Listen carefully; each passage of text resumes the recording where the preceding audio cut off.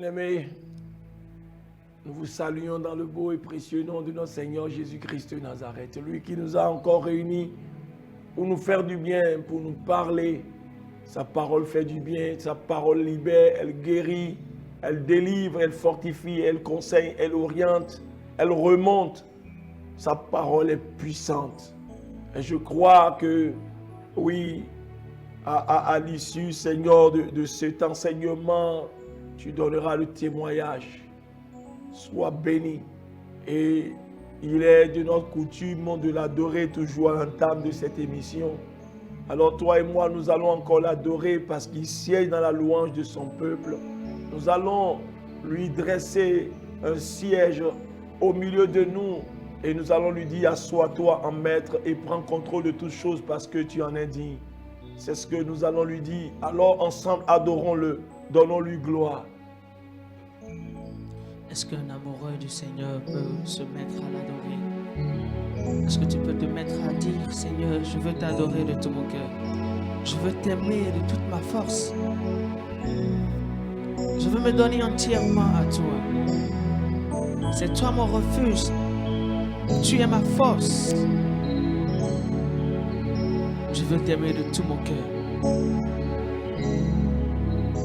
Je veux t'aimer de tout mon cœur. Tu es mon refuge, ma forteresse, c'est toi. Sur toi je m'appuie, Jésus. Sur toi je m'appuie.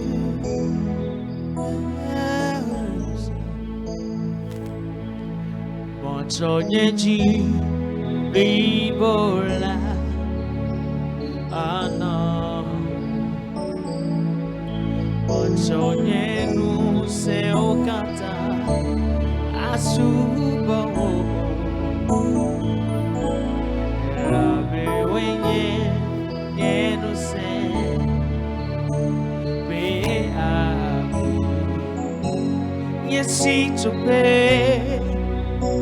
Clément, viens là.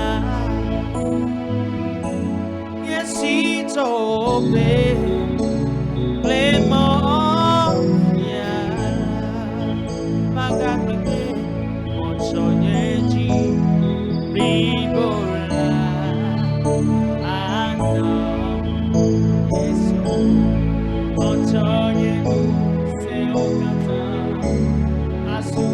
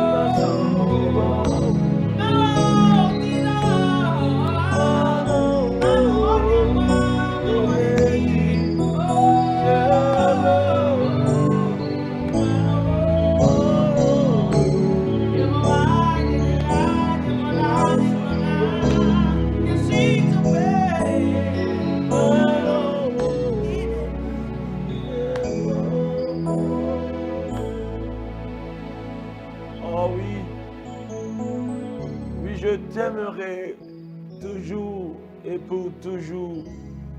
Oui, je t'aimerai de tout mon cœur et je t'adorerai pour toujours parce que tu es digne d'être adoré. Tu es digne d'être adoré. Les œuvres de tes mains expriment combien de fois tu es grand. Tu es tellement grand. Et ton amour est grand, si grand, si haut qu'on ne peut le surmonter, si vaste qu'on ne peut le contourner, si profond qu'on ne peut le sonder. Père, tu es digne de notre adoration. Sois loué, sois célébré à jamais, sois magnifié, ô Dieu très haut, incomparable, insondable, immuable, inchangeable, redoutable, formidable. Nous t'apprécions, Père, nous te glorifions, nous t'exaltons. Merci pour ta présence avec nous, ta présence avec nous, avec mon frère, avec ma soeur, avec nous tous. Merci, merci au nom de Jésus-Christ de Nazareth. Amen. Que Dieu nous bénisse. Nous voilà encore autour de ce thème que nous avons déjà entamé. Par la foi et non par la vue. Par la foi et non par la vue. Et pour mes mots, je veux juste quand même rappeler que nous sommes dans un monde où les choses deviennent de plus en plus, tu vois, difficiles.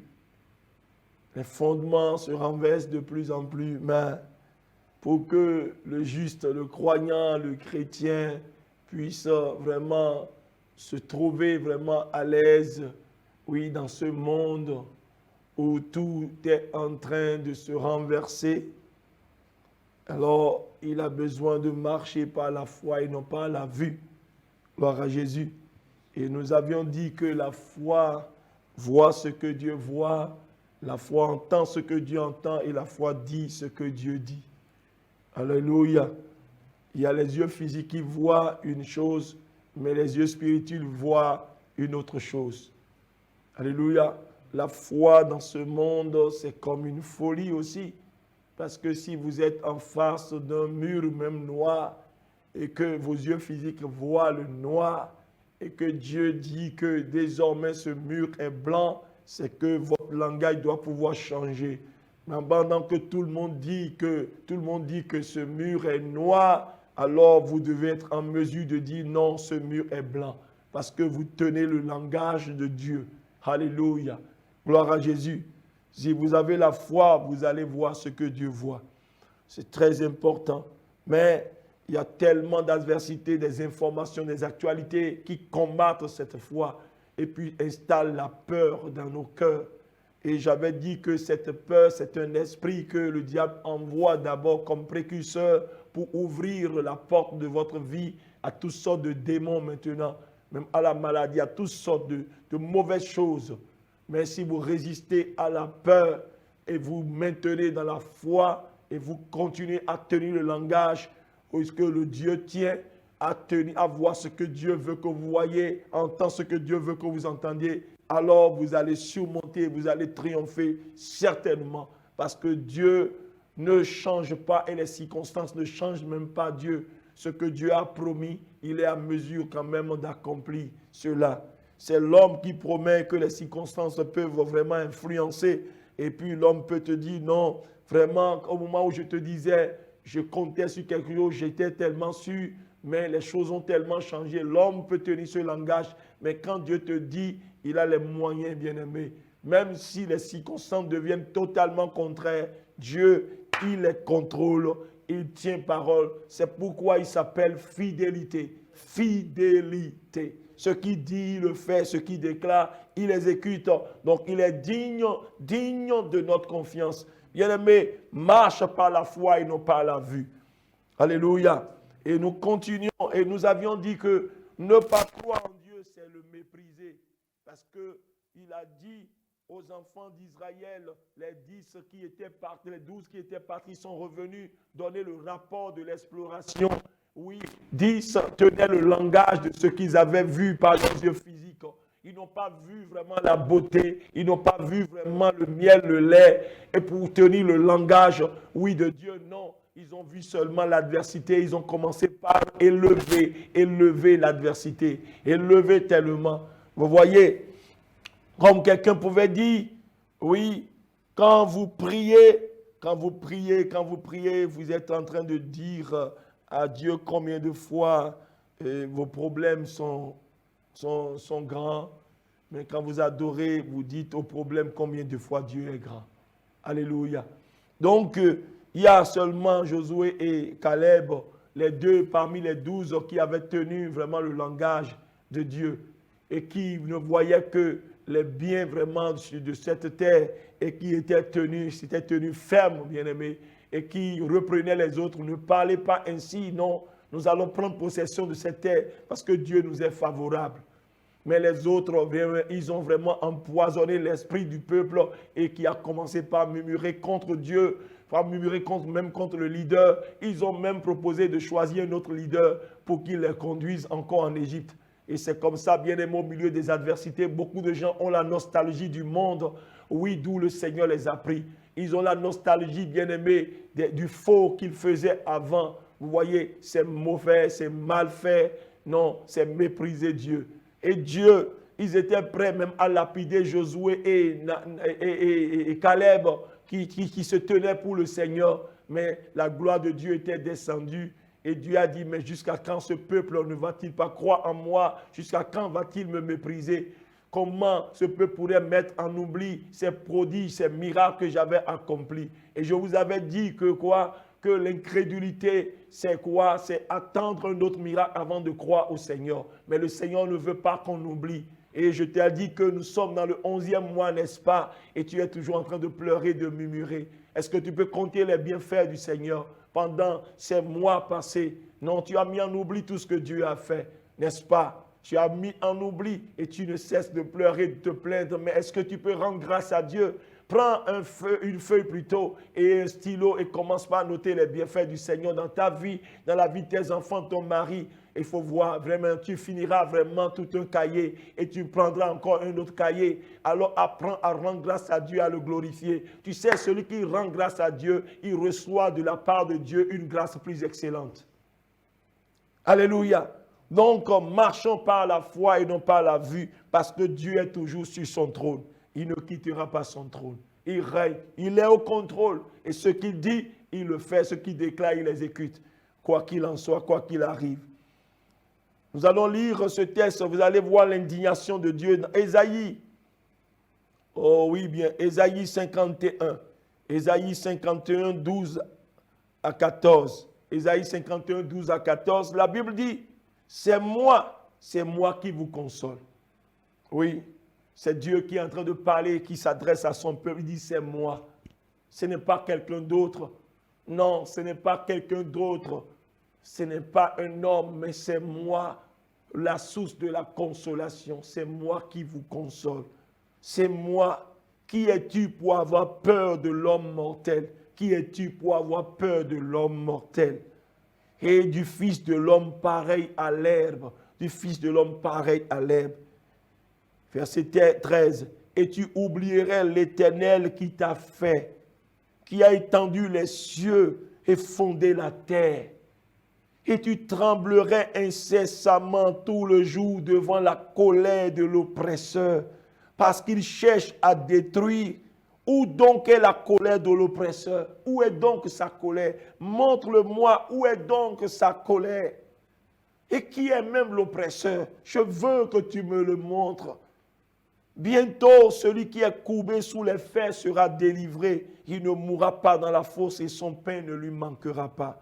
Vous voyez, Dieu était en train de crier dans son indignation parce qu'il voyait un peuple qui tremblait devant, oui, un homme mortel qui les menaçait. Oui, et c'est comme ça que tu es en train de trembler parce qu'on te menace, la maladie te menace, les hommes te menacent. Il y a longtemps même que tu as mis pied au village parce que tu crains de ton temps là-bas et qui est redoutable. Tout le monde en parle et puis c'est vrai. Il y a longtemps, même tu ne peux même pas aller chercher ce qui est à toi parce qu'il y a quelqu'un là-bas que tout le monde craint. Et puis vraiment, si jamais il te voit de ses yeux, c'est fini. Et tu es dans la privation alors que, oui, ta chose, ce qui peut te rendre quand même de donner la joie est quelque part là-bas. Tu as peur d'un homme, tu as peur d'une femme.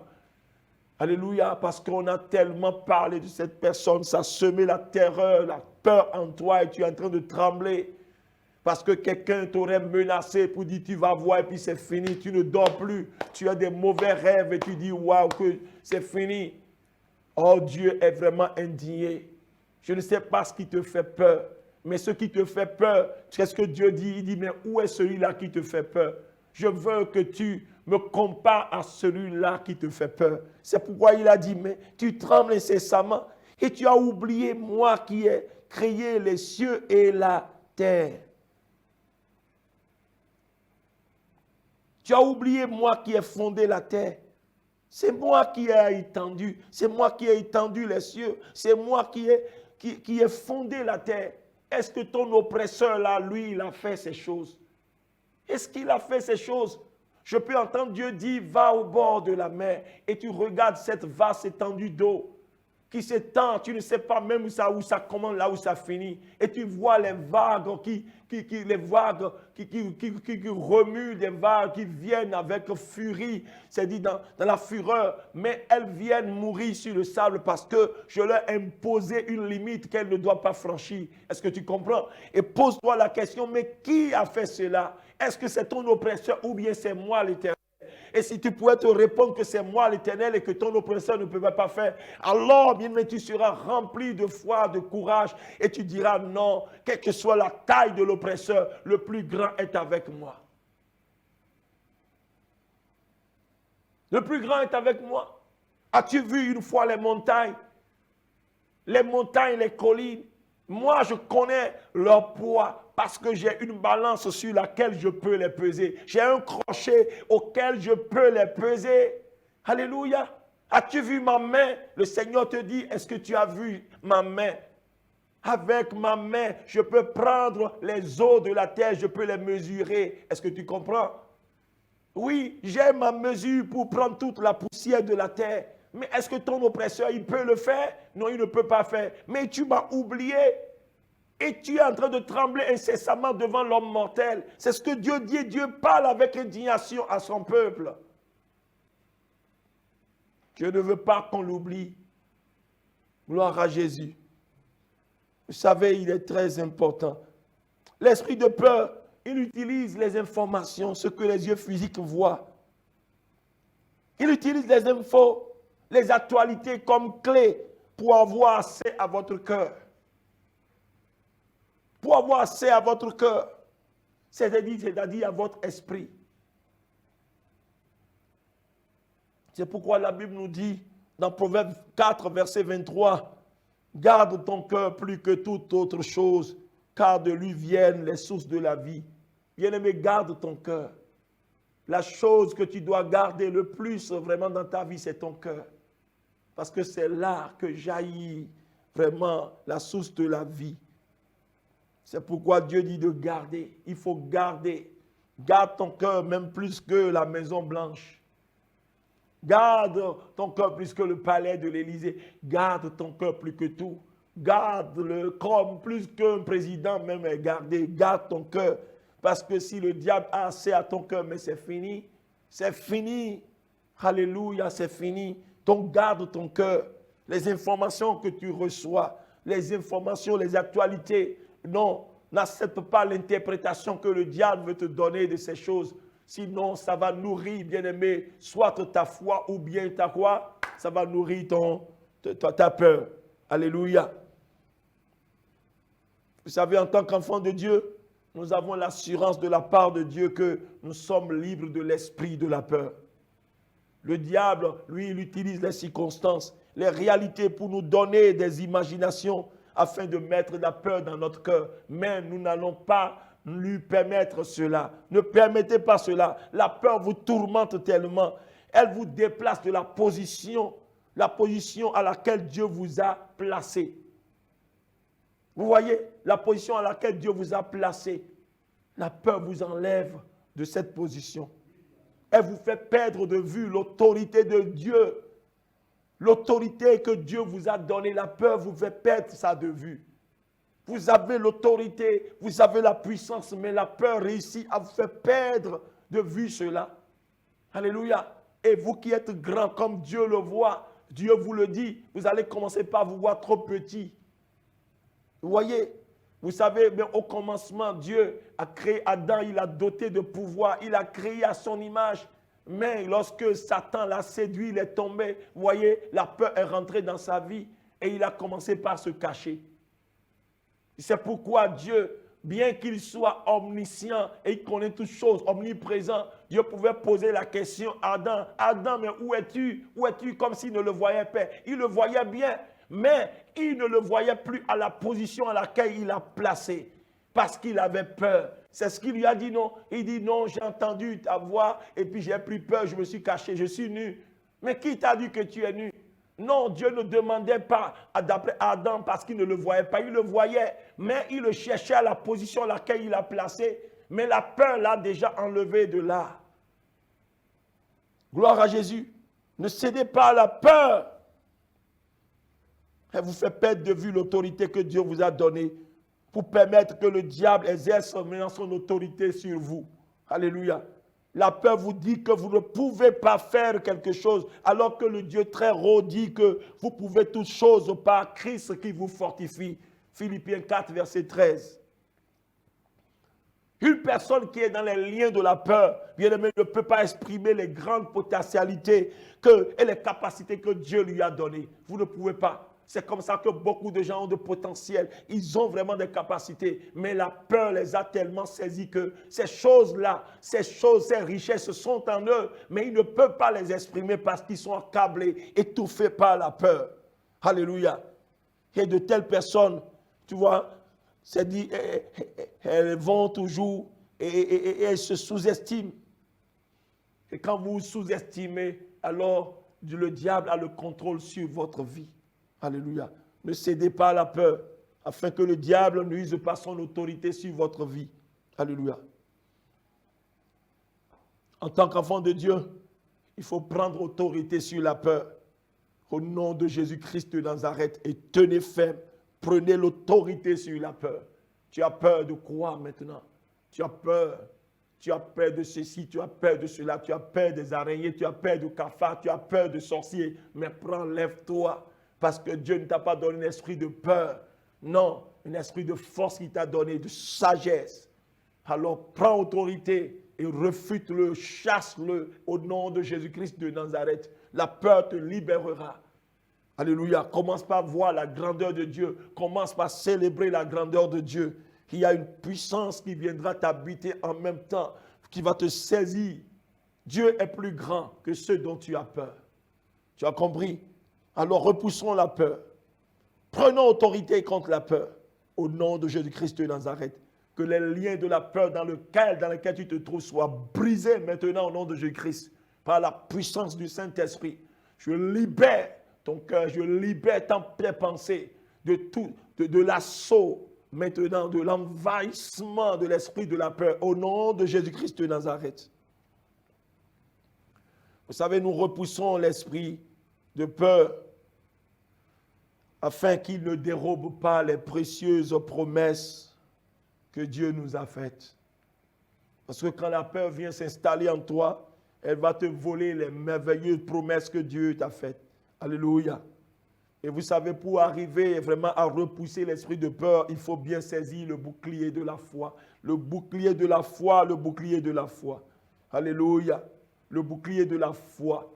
La foi, c'est quoi? La foi est basée sur ce que Dieu t'a dit. La foi est basée, fondée sur la promesse que Dieu t'a faite. Est-ce que tu as compris? C'est ça qui te nourrit de la foi. Qu'est-ce que Dieu t'avait dit? Qu'est-ce qu'il t'avait dit? Alors, bien-aimé, Dieu ne se répand pas de ce qu'il t'avait dit. S'il a dit qu'il doit faire cela, il va le faire. Alléluia.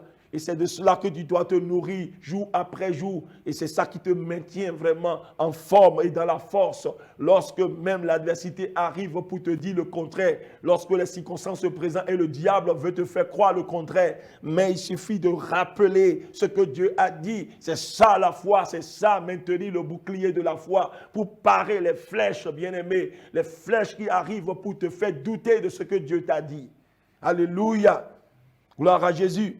Nous allons lire l'histoire de Agar. Agar dans le désert. Agar, vous savez, Agar, c'est la servante de Saraï, la femme d'Abraham. Oui, c'est une Égyptienne. Et vous savez, Dieu a fait une promesse à Abraham, dit que je te donnerai une postérité. Et en ce temps-là, comment dirais-je, sa femme Saraï était stérile. Elle ne pouvait pas faire d'enfant. Et Dieu lui a promis quand même une postérité. Il donnera un enfant. Je crois qu'il recevait cette promesse de Dieu à son âge de 75. Sa femme devrait en avoir 65, vous voyez. Donc, et le temps passait et cette promesse vraiment tardait à s'accomplir. Et vous savez, quand les promesses, ça tarde beaucoup, vraiment, on est un peu dandiné quelquefois, on est un peu ébranlé dans la foi. Et c'est alors que la femme, et Sarah, a fait quoi? Elle a proposé un raccourci à son mari. Peut-être que l'enfant que Dieu veut nous donner, mais pourquoi pas? Peut-être qu'il peut nous donner à travers ma servante. Et puis c'est ça qui arrive quand les promesses tardent à venir, à s'accomplir. C'est comme ça que l'ennemi nous pousse sur le terrain des raccourcis. Et beaucoup de gens ont choisi des raccourcis aujourd'hui. Ces raccourcis sont devenus des épines dans leurs yeux. Tenez ferme, attendez le Seigneur. Oui, attendez. Le Seigneur n'est jamais en retard. Gloire à Jésus. Alléluia. Donc, c'est comme cela que Abraham, a cédé vraiment à la proposition de sa femme Saraï. Et puis, il a accepté de prendre dans son sein sa servante Agar. Donc, Abraham était allé vers Agar et puis Agar était tombée enceinte.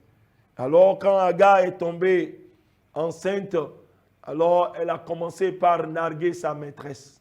Elle a commencé par narguer sa maîtresse. Comme quoi, elle est tombée enceinte. Oui, c'est-à-dire elle a un privilège que sa maîtresse n'a pas, donc elle se permettait de narguer sa maîtresse.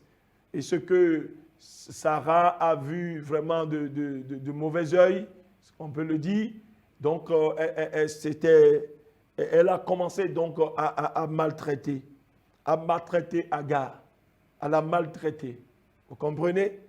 Elle a commencé par la maltraiter parce que Sarah s'était plaint vraiment auprès de Abraham pour dire mais que ta servante, oui, me nargue. Et alors Abraham dit mais elle est ta servante, fais-en ce que tu veux. Elle a commencé par maltraiter Agar et Agar a dû vraiment s'enfuir de la maison. Et puis elle a pris vraiment la fuite et puis elle s'est retrouvée dans le désert. Dans le désert, Agar s'est retrouvée dans le désert. Nous allons lire Genèse 16, 8 à 11. Genèse 16, 8 à 11. Et alors, quand elle s'est retrouvée dans le désert, perdue, un peu dans le désert, elle était déjà enceinte d'Ismaël, bien sûr. Et la Bible dit à partir du verset 8, il dit, Agar, servante de Saraï, c'est-à-dire un ange lui est apparu lorsqu'elle était perdue dans le désert. Et elle était vraiment, oui, terrifiée, elle était vraiment tout tremblante. Elle était perdue en tout ça, dans son esprit, troublée. Ne savait plus quoi faire, pleurait certainement. Et l'ange lui dit, Agar, servante de Saraï, d'où viens-tu? Où vas-tu? Elle répondit, je fuis loin de Saraï, ma maîtresse. Verset 9, l'ange de l'Éternel lui dit, retourne vers ta maîtresse et humilie-toi sous sa main. Retourne vers ta maîtresse et humilie-toi sous sa main. Alléluia. Verset 10, l'ange de l'Éternel lui dit, je multiplierai ta postérité et elle sera si nombreuse qu'on ne pourra la compter. La promesse est libérée comme cela. L'enfant était encore dans son sein. Oui, elle était enceinte, bien-aimée d'Ismaël. Et voici la parole de l'Éternel libérée déjà sur cet enfant. L'ange de l'Éternel lui dit, je multiplierai ta postérité, elle sera si nombreuse qu'on ne pourra la compter. Verset 11, l'ange de l'Éternel lui dit, voici tu es enceinte et tu enfanteras un fils, à qui tu donneras le nom d'Ismaël, car l'Éternel t'a entendu dans ton affliction. Vous voyez, la promesse est libérée. Pour une première fois qu'elle s'était enfuie, bien-aimée, loin et dans le désert, l'ange lui est apparu et lui a parlé de la part de l'Éternel sur l'enfant qui était encore dans son sein. Vous voyez, Dieu a déjà dit. Voici maintenant, nous allons dans Genèse 21. Nous allons lire de 14 à 20. Genèse 21, 14 à 20. La Bible dit, Abraham se leva de bon matin. Parce que vous savez, cet enfant qu'elle portait, que Agar portait, le temps s'est écoulé et puis cet enfant est né. Ismaël est né. Ismaël a commencé par grandir. Vous comprenez? Ismaël a commencé par grandir. Mais, entre-temps, Dieu a visité maintenant. Dieu a visité Abraham et Sarah. Et c'est comme ça Sarah a mis au monde le fils promis, Isaac. Donc, elle a maintenant son enfant. Et c'est de là que maintenant, elle commence pas à réfléchir autrement maintenant. Et pourtant, réfléchir, c'est là qu'elle commence par voir que Agar est de trop avec son fils. Ce fils qu'elle-même avait même proposé, c'est-à-dire le raccourci qu'elle avait proposé à son mari. Maintenant qu'elle a maintenant son enfant, alors elle trouve que vraiment Agar et puis Ismaël occupent le terrain inutilement. Oh, alléluia, que Dieu bénisse les femmes. Que Dieu bénisse nos femmes. Elles sont merveilleuses. Gloire à Jésus. Donc, quand elle a commencé par constater que non, Ismaël ne restera pas dans la même surface, sur la même surface que son fils Isaac, alors c'est elle qui a dit encore à son mari Abraham de chasser Agar et son enfant parce que, oui, que son enfant ne va pas hériter avec Isaac. Oui. Et Abraham n'avait pas du tout apprécié. Abraham n'avait pas apprécié. Non, Abraham n'avait pas apprécié. Comment pourrait-elle lui dire de chasser Agar et son fils? Ismaël, quand même, est de lui, c'est son sang. Vous voyez, c'est tout à fait normal. Oui, à votre place, peut-être vous réagirez comme Abraham. Vous traiterez même cette femme de méchante, mais comment? Et pour nous rafraîchir la mémoire, mais c'est toi-même qui m'avais proposé, c'est toi qui as même poussé ma servante vers moi, c'est toi. Et comment aujourd'hui, comme tu as eu ton enfant maintenant, comment peux-tu dire maintenant, il faut chasser maintenant cette servante avec mon fils? C'est méchant, n'est-ce pas? Et nous croyons que Dieu allait abonder dans ce même sens. Mais curieusement, Dieu a donné raison à Sarah.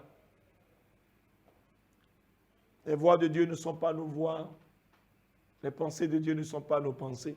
Dieu a dit à Abraham, oui, écoute ta femme Sarah, et oui, écoute ta femme Sarah, et renvoie cette servante avec l'enfant. Mais je serai avec cet enfant comme je l'avais promis. Donc Abraham, bien-aimé, comme c'est un homme très obéissant, alors il a dû vraiment obtempérer. La Bible dit à partir du verset 14 de Genèse 21, Abraham se leva de bon matin, il prit du pain et une outre d'eau, qu'il donna à Agar et plaça sur son épaule. Il lui remit aussi l'enfant et la renvoya. Elle s'en alla et s'égara dans le désert de Beersheba. Quand l'eau de l'outre fut épuisée, elle laissa l'enfant sous un des arbrisseaux et alla s'asseoir vis-à-vis à une portée d'arc, car elle disait que je ne vois pas mourir mon enfant. Elle s'assit donc vis-à-vis de lui, éleva la voix et pleura. Vous voyez? Vous voyez son attitude. Une deuxième fois, elle s'est retrouvée dans le désert égarée. L'eau est terminée, le pain est terminé. Il n'y a pas d'eau parce qu'elle ne voyait pas d'eau. Alors tout de suite, elle a commencé, vous voyez, les signaux Qu'est-ce que cela a commencé par lui communiquer? Le désespoir, le chaos, plus rien à faire, c'est la mort, c'est fini, il n'y a plus rien à faire, n'est-ce pas? Il n'y a plus rien à faire. Et c'est ça qui la nourrissait. Et puis elle avait peur, elle a commencé par pleurer, elle a commencé par trembler. Oh oui, je suis perdu, je suis foutu, c'est fini. Elle dit non, je ne veux même pas voir l'enfant mourir. Elle alla déposer l'enfant quelque part, lui-même, elle-même va s'asseoir loin parce qu'elle ne veut pas. Vous voyez un peu les circonstances. L'eau est terminée, le pain est terminé et nous sommes dans le désert. Mais il n'y a plus rien. Il n'y a que des scorpions, bien mais des serpents qui circulent. Mais comment? C'est fini, c'est fini. Alors nous sommes arrivés, c'est notre tombeau ici. Elle a commencé par raisonner comme ça. Alors que si elle doit vraiment se remémorer, elle doit se souvenir, oui, pour la première fois qu'elle s'était retrouvée dans ce désert, ce que Dieu lui avait dit. C'est ça qui la remplirait certainement de courage et de force de foi. Alléluia. Parce que si à un moment donné, alors Agar s'est dit, mais quand même, lorsque je portais encore la grossesse de cet enfant, l'ange m'est apparu et m'a dit, cet enfant deviendra grand et je multiplierai cet enfant, je ferai sortir de cet enfant vraiment une nation. Dieu a dit cela. Et ce n'est pas n'importe qui, c'est le Dieu de mon maître. Ce Dieu, il a dit cela. Alors je sais qu'il va le faire. Donc je crois que cet enfant ne mourra pas. Je ne sais pas comment je vais m'en sortir ici, mais je sais qu'il a fait la promesse. Cet enfant ne mourra pas. Nous ne mourrons pas parce qu'il m'a fait la promesse. C'est ça, en fait, la foi. Ce que Dieu a dit, ces promesses, c'est ça qui nourrit votre foi quand vous êtes au milieu de l'adversité. Mais quand on est au sein de l'adversité, quand on a des oppositions, on oublie rapidement ce que Dieu a dit. Et on commence par tenir le langage des circonstances, le langage des situations. Et cela, Dieu prend ça comme un mépris de sa personne. Parce que si elle pouvait penser à cela, elle pouvait se rappeler ce que l'ange lui a dit de la part du Seigneur. Quand elle était enceinte, alors elle ne croirait pas que cet enfant mourra. Mais elle va se dire jamais, Seigneur, tu te souviens, tu me l'as dit, lorsque je portais encore cette grossesse, ce que tu avais dit, je savais, tu avais dit que tu feras de cet enfant, oui, une nation. Donc, si cet enfant mourait, alors d'où viendra vraiment cette nation? Donc je crois que tu as les moyens, peut-être qu'il dépasse mon entendement humain, mais je crois que cet enfant vivra parce que tu es tout puissant. Elle commence par le dire, par brandir, alléluia, par présenter à Dieu ce que Dieu a dit. Alors bien aimé, la peur va la libérer et la foi va s'installer, le courage va s'installer. Et Dieu sur son trône va dire, oui, voilà quelqu'un qui a confiance en moi, qui sait que je suis Dieu et que je suis capable et que je suis le maître des temps et des circonstances. Dieu suscitera le secours de n'importe où, bien-aimé. Oh oui, le psalmiste dit, quand je lèverai mes yeux vers les montagnes d'où me viendra le secours. Le secours me viendra de l'Éternel qui a fait les cieux et la terre. Genèse 21, 17. Dieu a entendu la voix de l'enfant et l'ange de Dieu appela du ciel Agar et lui dit, qu'as-tu Agar? Oui, parce que, oui, il doit lui poser la question parce qu'il ne voit pas de raison pour vraiment sa peur, son agitation et lui les pleurs. Non, il dit, qu'as-tu Agar? Qu'as-tu? Ne crains point, car Dieu a entendu la voix de l'enfant, même pas ta voix, c'est la voix de l'enfant que Dieu a entendue dans le lieu où il est. Lève-toi, prends l'enfant, saisis-le de ta main, car je ferai de lui une grande nation. Vous voyez, Dieu tient toujours le même langage. C'est comme si Dieu, lui, ne voit pas le désert. Dieu ne voit pas une outre vide. Dieu ne voit pas le pain qui finit. Lui, il tient toujours son langage parce que les circonstances ne l'effraient pas. Il a parlé, il a les moyens d'accomplir ce qu'il a dit. Il tient son langage. Lève-toi, prends l'enfant, saisis-le de ta main, car je ferai de lui une grande nation. Verset 19. Et Dieu lui ouvrit les yeux, parce que la peur vous aveugle. La peur vous empêche de voir ce que Dieu voit. Dieu lui ouvrit les yeux. Elle ne pouvait pas voir. Et pourtant, il y avait un puits. Elle ne pouvait pas voir. La providence était là. Elle ne pouvait pas voir parce que la peur l'a aveuglée. Quand la peur vous saisit, vous voyez la solution. Eh bien, vous ne savez même pas que c'est la solution. Gloire à Jésus. La solution est tout près de vous que vous ne voyez pas parce que vous êtes aveuglés par la peur. Alléluia. La Bible dit, Dieu lui ouvrit les yeux et elle vit un puits d'eau. Elle alla remplir d'eau l'outre et donna à boire à l'enfant. Dieu fut avec l'enfant, grandit, habita dans le désert et devint tireur d'arc. Vous voyez, l'enfant n'est pas mort. L'enfant ne peut pas mourir. Non, parce que Dieu a fait une promesse. Dieu a dit une parole sur l'enfant. Vous voyez?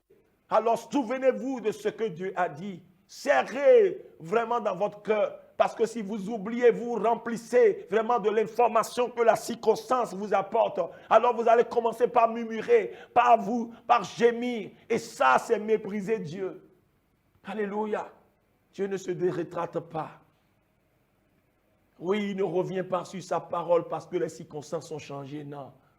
Il a les moyens d'accomplir ce qu'il a dit. Il le fera à ton égard. Est-ce que tu peux vraiment sécher tes larmes? Est-ce que tu peux abandonner maintenant tes murmures et abonder en adoration là où tu es? Est-ce que tu peux commencer par le glorifier? Parce que Satan est en train de te dire que non. Oui, à l'étape à laquelle tu es parvenu maintenant, non, il n'y a plus rien à faire. Mais laisse-moi te rassurer qu'il y a quelque chose à faire. Le Dieu que nous servons ne manque jamais de moyens. Il est capable. Il est capable. Il est plus que capable. Même s'il semble que rien ne bouge, il est en train de travailler.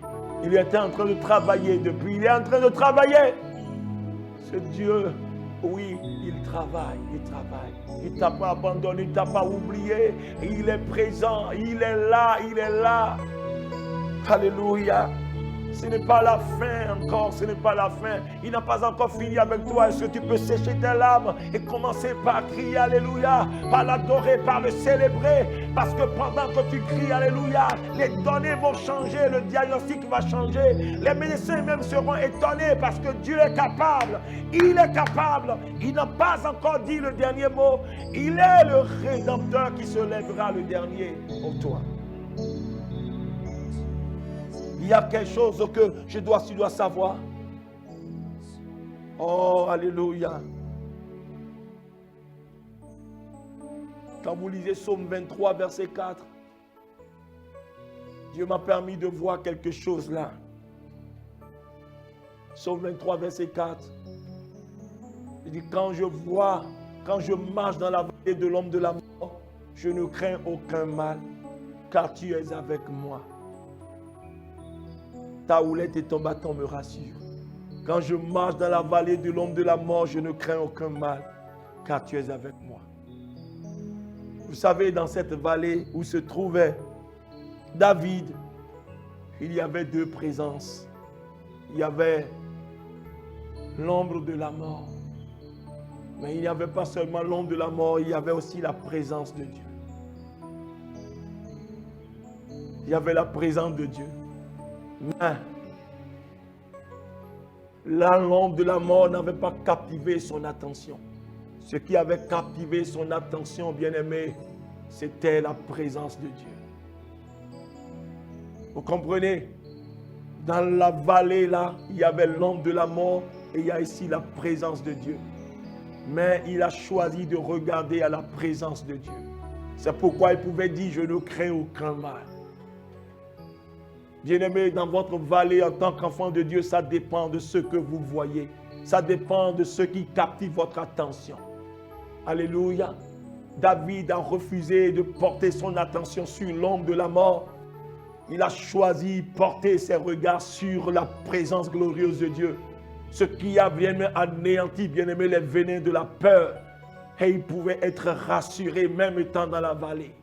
Parce qu'il savait que Dieu est avec lui. C'est pourquoi il dit, je ne crains aucun mal. Parce qu'il savait que le plus grand est dans cette vallée avec lui. Le plus grand est avec lui. Il n'a rien à craindre. Est-ce que vous comprenez? Dans votre vallée, ce que vous craignez, que cela ne captive pas votre attention. Ce qui doit captiver votre attention, c'est la présence de Dieu avec vous. Alors ayez les regards sur le plus grand. Et alors, bien-aimés, vous allez bafouer le plus petit. Mais si vous laissez, vous ôtez votre regard sur le plus grand et que vous le portez sur le plus petit, alors vous serez saisis de la peur. Il dit, dans la vallée de l'ombre de la mort, je ne crains aucun mal, car tu es avec moi. Car tu es avec moi. Donc choisissez qui vous allez regarder.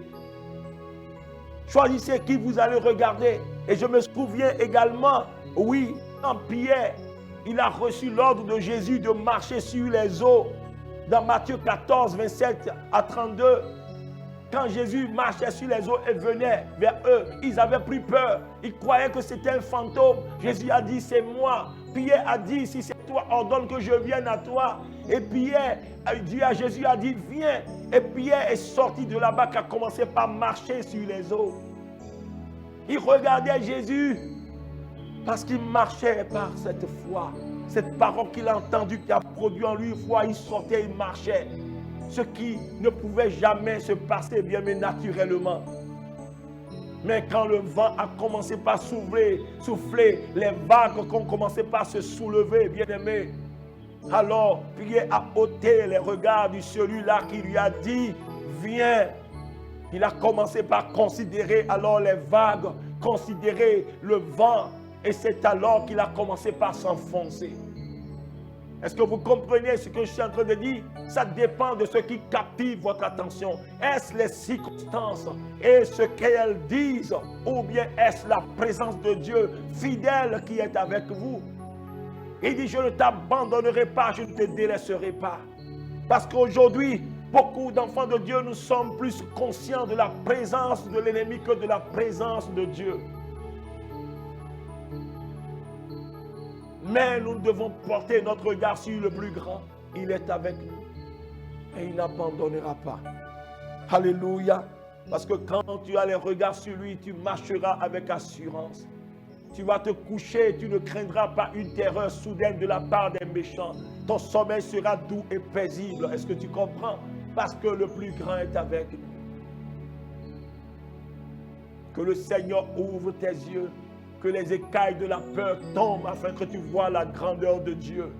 Que le Seigneur te libère des liens de la peur dans le nom puissant de Jésus-Christ afin que tu vois le plus grand.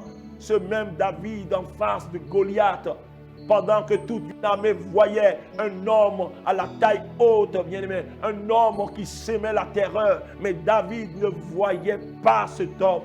Alléluia.